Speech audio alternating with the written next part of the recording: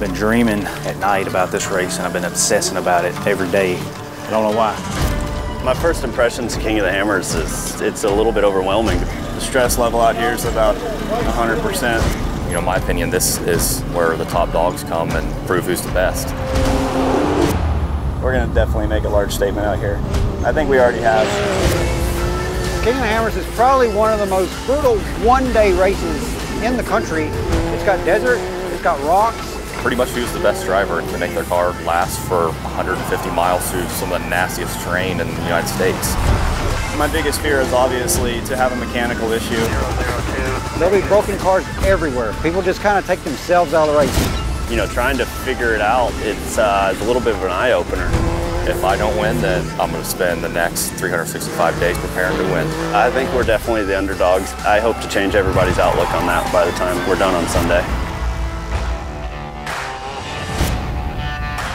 King of the Hammers is like the most fun and the most frustrating race all at the same time. We come down here, we put like so much effort into this race, and it can go like one of two ways. It is the ultimate test, you know, and I think it tests people all the time. You know, you see guys that are the best in the world doing it and having issues.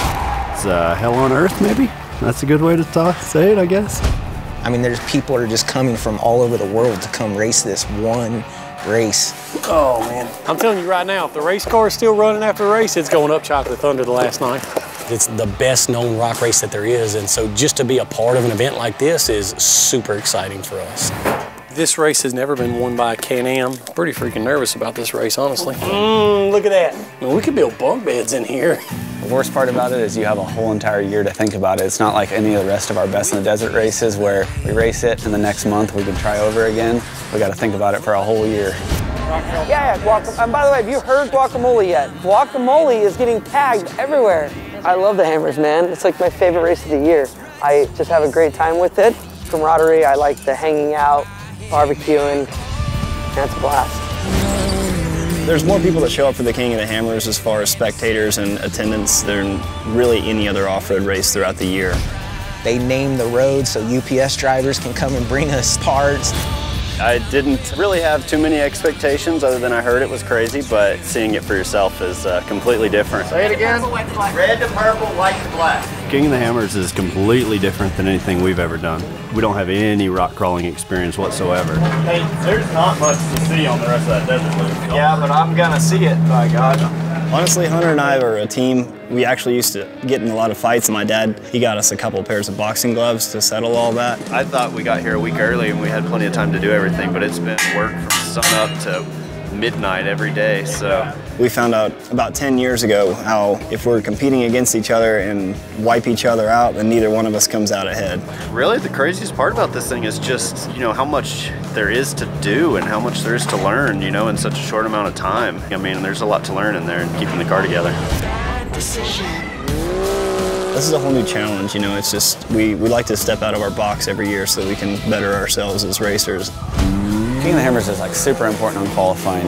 You need to qualify in like the top 10. We definitely want to be up front. We want to get into the rocks first. I'm new to the King of Hammers game. I raced it last year, but it's probably the race that I actually want to win, like all year. Like if I could pick one race to win, it would be this one. Cody qualified first. I'll tell you what, this is the first time I've been nervous for a UTV race in a long time. Hunter, just go out there and run your pace and don't go off the track, and I guarantee you that you'll end up right there with me and Kyle. Kyle Chaney's just right there behind me, but we're about to go up there and watch my brother Hunter. Hopefully he can end up in the top 3 in the qualifying. This is definitely a race of attrition, so we're definitely in the best machines. It's a pretty big deal for me. I mean, it's probably right next to killing my big buck. It's right in line with that. Yeah. Cell tower, it's my buck. You know, to anybody that hunts, I'd say the challenge is right up here with winning King of Hammers. Yeah, I mean, qualifying's always tough. You know, I think there's like 140 cars, so you know, if you can get a top 10, I think that's a win. You know, I didn't feel like good. Kept it together and ended up coming out second, so it's a good day. It's just a really fun event. It's pretty much who's the best driver and can make their car last for 150 miles through, you know, some of the nastiest terrain in the United States. So.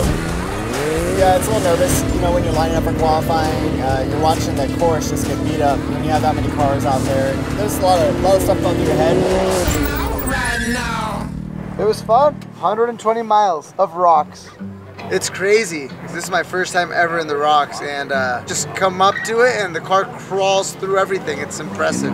You know, the King of the Hammers is one of those races that it's a bucket list, but there's different ways to do it. Everyone builds crazy race cars, and I think you can do well with just a stock car. It's a personal challenge. Just add that check to my bucket list, you know? Yeah, we did it. It's definitely tough. It's definitely something new, but we're learning tricks as we go. We're truly drivers, and we love racing, we love driving. So any opportunity there is to get in the mix with something that we're not used to, that they don't have where we're from, we're more than happy to jump in and race. It's freezing out here. Feel good though. Well, I feel like all the championships that I've won have been really important to me. If I come out here and podium or win this race, it's going to be the biggest, most important race that I've ever competed in. I'd be ecstatic. We put in a ton of work getting ready for this race. I mean, we didn't really know what we were getting into, so we did our homework. This race, to me, is probably one of the most technical races there is, so that's why I like it so much. Man, honestly, I want this race more than any race we sign up for. This is the #1 priority right now. It's tough to say that you got what it takes to come out here and win King of the Hammers because there's so many variables. It's a test of your machine, test of your skills, endurance. There's so many people that start and so few that are able to finish. And so just to get it done and get it to the finish line is a big part of it.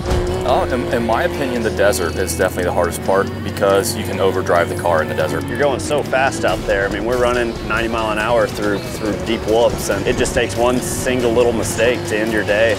You need to back it down a little bit in the desert, that way you can make it to the rocks, and then win the race in the rocks. Kyle and I battled pretty hard, I'm used to racing Kyle, have been for years, so I knew he was going to be running a pretty hard pace, and I just tried to keep him in sight. I just was trying to stay calm and keep my stuff together. We ran the rest of the loop. We came into Hammertown. Say we probably went into the pit, 30 seconds in front of Hunter. And he came into a pit that I skipped and was able to take over the lead and get in some clean air again. Hunter got in front of us and dusted us out. And there was a 3-foot ledge and it flipped the car over. That I was like, man, it's over. Now it's over. We just blew it. I really didn't think we were going to finish the race. I would say it was at least 5 minutes before we could get it flipped back over, and no one had passed us. And then it rolled down the hill. It didn't even register in my head that I was doing it.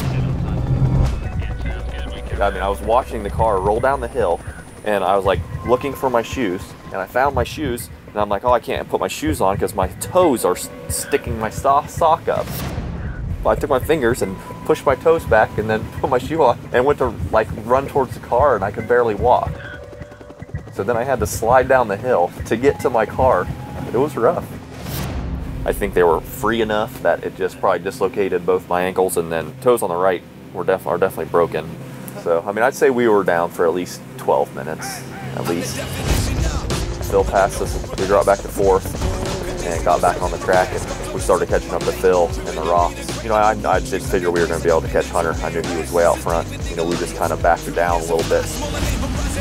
Thought I had a decent lead, but I didn't know for sure. We actually backed it down about 50% and just tried to stay very smooth and not throw the race away.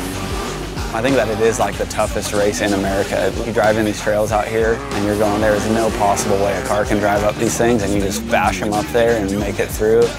We didn't really know what we were getting into, so we did our homework. I mean, we didn't have a single problem. We had a perfect day, not one driveline issue, no flat tires, no damage to speak of whatsoever.